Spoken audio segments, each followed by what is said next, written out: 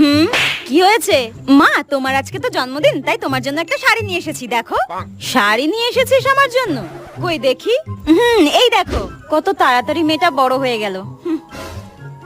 বাহ, শাড়িটা তো খুব সুন্দর। কত নিয়েছে? ওই 2000 টাকা নিয়েছে। কত? 2000 টাকা?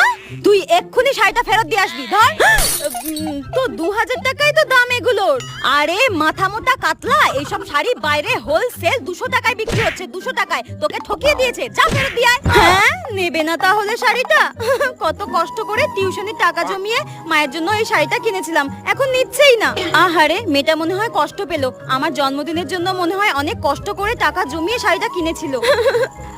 আচ্ছা ঠিক আছে, এত কষ্ট করে যখন আমার জন্য শাড়িটা নিয়ে এসেছিস আমি পরবো, কিন্তু আর কোনোদিনও যেন না দেখি এত দাম দিয়ে আমার জন্য শাড়ি নিয়ে আসা হয়েছে। মা শাড়িটা পরবে বলেছে। ইয়েস, ঠিক আছে মা।